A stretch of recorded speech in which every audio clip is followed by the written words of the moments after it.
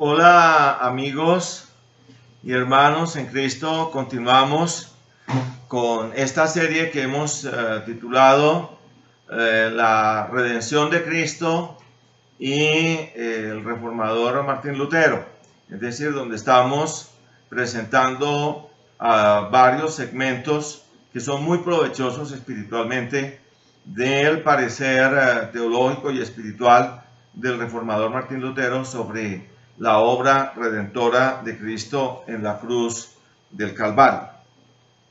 Pues bien, lo cierto en términos claros y concretos es que Lutero, hablándonos de la expiación eficaz y la pasión de Cristo, nos dice lo siguiente. Él cita Primera de Pedro capítulo 1 versículos 21 y 22, donde dice: también Cristo padeció por nosotros, dejándonos ejemplo para que sigáis sus pisadas, el cual no hizo pecado, ni se halló engaño en su boca. Repito, la cita es de Primera de Pedro capítulo 2 versículos 21 y versículo 22. Y luego él comenta: la expiación es el punto principal, el más exaltado de la doctrina cristiana. Solo a través de la fe se lo puede aprehender como el bien mayor, como la bendición más grande de nuestra salvación. Por la fe es que reconocemos que solo por nuestras obras o sufrimientos no es posible hacer o merecer algo para expiar nuestros pecados. La forma como las Escrituras presentan esta enseñanza nos prohíbe agregarle algo de nuestra propia razón. Pero la enseñanza de la salvación por obras sí lo ha hecho. Tal es así que sus seguidores actúan como si la expiación de Cristo solo fuera un ejemplo que ellos deben imitar. Pero esta doctrina no se encuentra en la palabra de Dios, sino que la inventan los hombres. Estos han llevado adelante sus mentirosas e indignas invenciones, llegando incluso a clamar para los santos no solo el suficiente mérito adquirido para su propia salvación, sino que también un grande y excelente a disposición de los demás. Esto es abominable desde su fundamento hasta su culminación, porque desprecia la expiación de Cristo y la reduce a una simple obra sin trascendencia, a un sufrimiento inútil y sin sentido. ¿Quién puede hablar de méritos para otros cuando en realidad nadie puede pagar ni por sus propios pecados? ¿Quién puede hablar de méritos entre nosotros los mortales cuando la Biblia dice que no hay nadie bajo la palabra, nadie, están incluidos todos sin excepción, capaz de hacer bien sin pecar, esto es, sin seguir acumulando más culpas y castigos delante de Dios? El tema de la pasión de Cristo debe estar por encima de cualquier otro. Sus sufrimientos son como oro puro y precioso. Comparados con estos, nuestros sufrimientos son nada.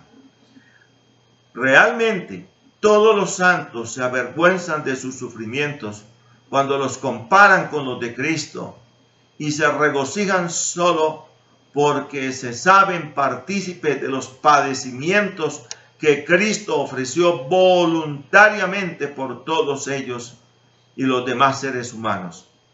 Esto es lo que ellos llaman seguir el ejemplo de Cristo. No entregarse a la búsqueda de sus propios méritos, sino que a los de Cristo, adquiridos dentro de un marco de santidad sin pecado ni engaño, para tomarlos como una credencial que equivale a la justicia delante de Dios y sabiendo que todo otro mérito humano solo produce el aumento del castigo, pues así se paga todo lo que merecemos por nuestros pecados. Luego, hablando él de la eficacia de la pasión de Cristo en nuestras pruebas y aflicciones, cita al apóstol Pablo en Gálatas capítulo 5, versículo 24. Repito, Gálatas capítulo 5, versículo 24, donde dice: pero los que son de Cristo han crucificado la carne con sus pasiones y deseos. Repito, la cita es Gálatas 5, 24. Luego comenta el reformador lo siguiente: cuando tu corazón se ha establecido en Cristo y eres un enemigo del pecado por amor y no por miedo al castigo, entonces el sufrimiento de Cristo debe ser un ejemplo viviente para ti y tu vida, y debes meditar acerca de él de esta manera. Si un día de tristeza o enfermedad te abate, piensa cuán poco es eso comparado con las espinas y clavos que sufrió Cristo. Si debes hacer o dejar de hacer lo que no te gusta, piensa en Cristo cuando estuvo atado ante los que lo enjuiciaban. Si te ataca el orgullo, piensa en la humillación del Señor, que fue colgado entre ladrones. Si alguna falta de castidad o impureza te atacan, piensa en el sufrimiento de Cristo y cómo Él venció a las tentaciones.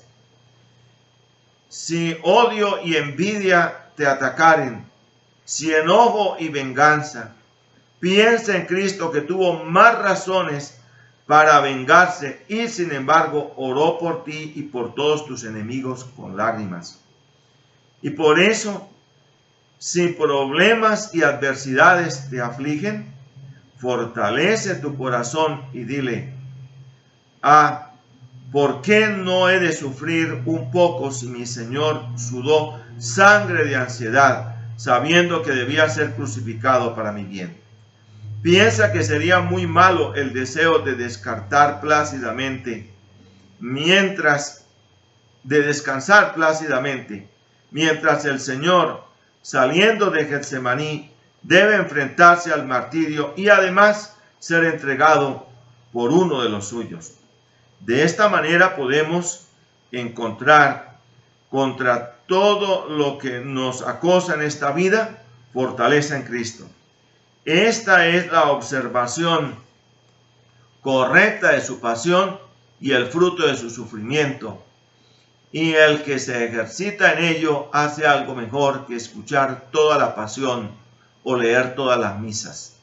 Solo es cristiano aquel que incorpora a Cristo y su sufrimiento a su vida, porque la pasión de Cristo, para que sea efectiva, no solo debe ser en palabras y en hechos, sino que debe ser parte de la vida. Pablo dice, comillas, considerad aquel que sufrió tal contradicción por parte de pecadores contra sí mismo, para que vuestro ánimo no se canse hasta desmayar. Cierro comillas. Pedro dice, comillas, puesto que Cristo ha padecido por nosotros en la carne, vosotros también armaos del mismo pensamiento, pues quien ha padecido en la carne terminó con el pecado. A su vez, el reformador llega también a decirnos lo siguiente en otro de sus apartes de su hermosa antología, en lo que tiene que ver con el campo concreto de la obra redentora de Cristo. Hablando él de la consagración de Cristo en su pasión y nuestra santificación, él cita a Lucas capítulo 18, versículo 31. Repito, Lucas capítulo 18, versículo 31. Dice, tomando Jesús a los 12, les dijo: He aquí subimos a Jerusalén, y se cumplirán todas las cosas escritas por los profetas acerca del Hijo del Hombre. Repito, Lucas 18:31. Luego el reformador, en forma puntual, comenta lo siguiente: Jesús dijo estas palabras en el camino a Jerusalén, en los tiempos de la festividad de la Pascua, antes de terminar su pasión, cuando sus discípulos no esperaban su sufrimiento, sino que, por el contrario, festejaron anticipadamente la gozosa ocasión de la fiesta pascual.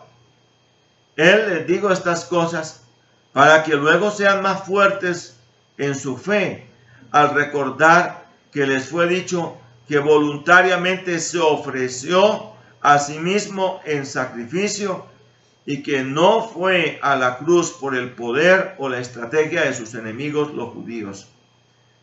Mucho antes, Isaías profetizó que Jesús se daría voluntariamente a sí mismo como un sacrificio.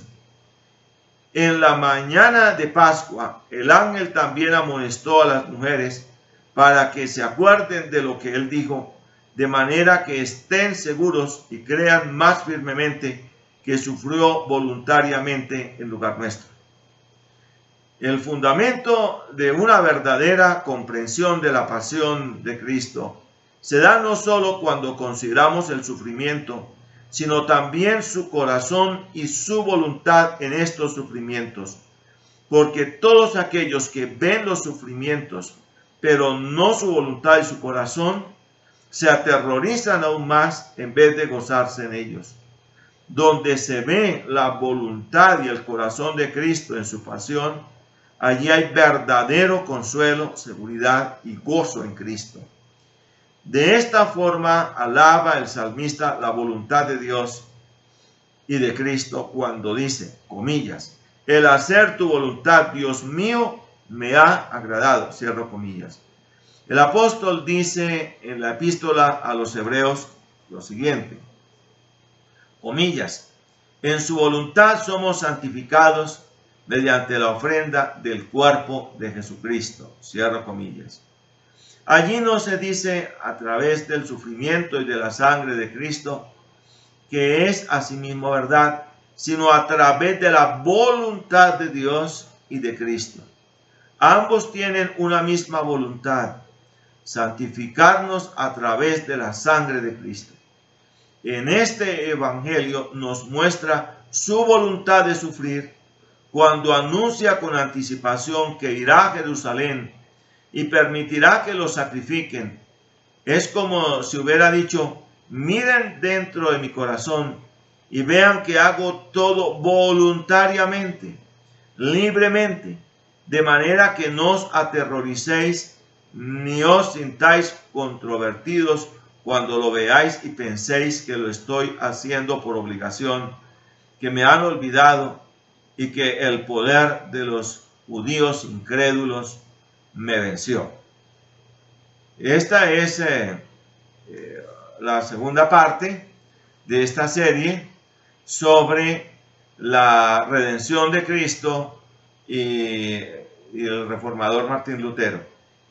Si ustedes desean más información, por favor suscríbanse a nuestro canal y si desean también llamarnos, nos pueden llamar al número de celular 322-448-2093 o pueden también escribirnos a nuestro correo electrónico da.nielardila@hotmail.com. Esperamos que Dios les bendiga a ustedes ricamente. Muchas gracias. Bendiciones.